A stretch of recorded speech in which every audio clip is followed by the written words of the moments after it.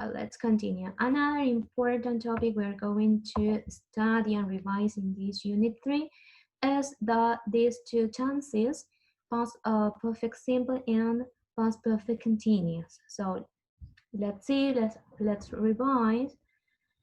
Well, first of all, we have here the past perfect. Have a look at how we form this tense. You have there in this picture the time expression we generally use: already, by the time, after, before, until, never, just.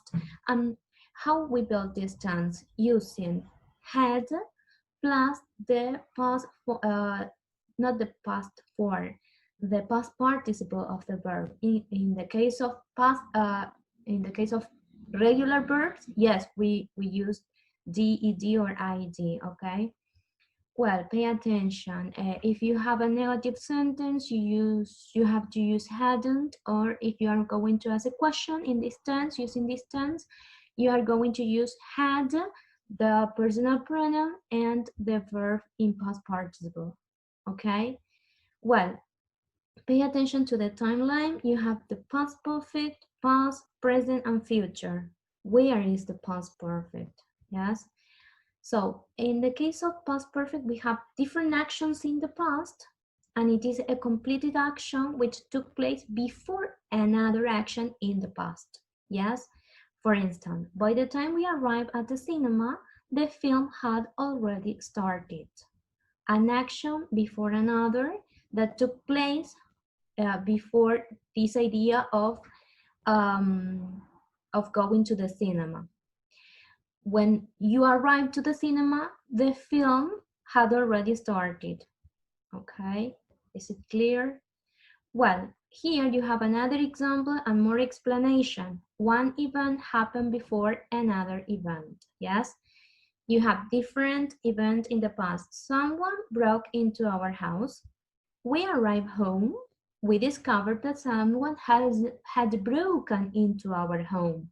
Okay, here we use the past perfect to show that the first event finished before the second event happened. That is what I have already explained you before, all right?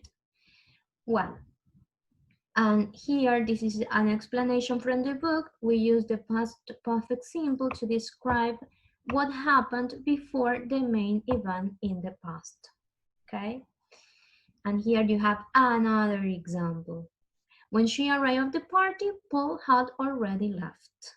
So here you can see with the arrow where happened the different actions and why we use the past perfect simple to tell what had happened before, yes, before another action.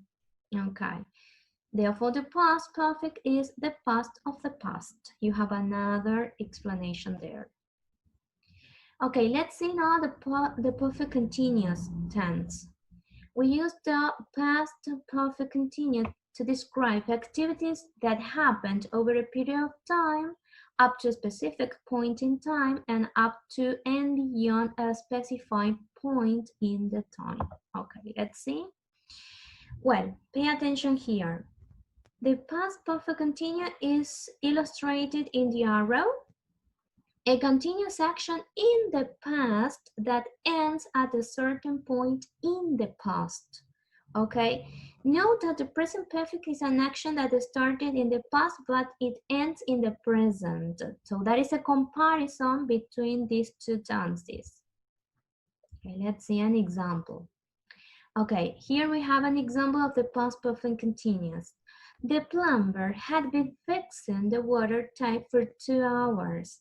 The action was in the past and finished in the past.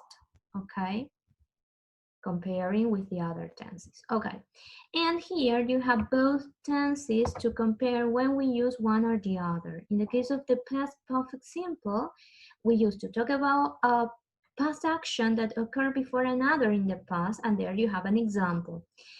He had already made the necessary arrangement before I arrived. An action before another action.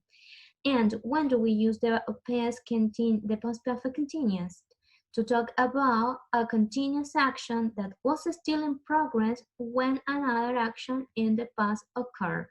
For instance, they had been living in that city for 10 years when it was destroyed by an earthquake.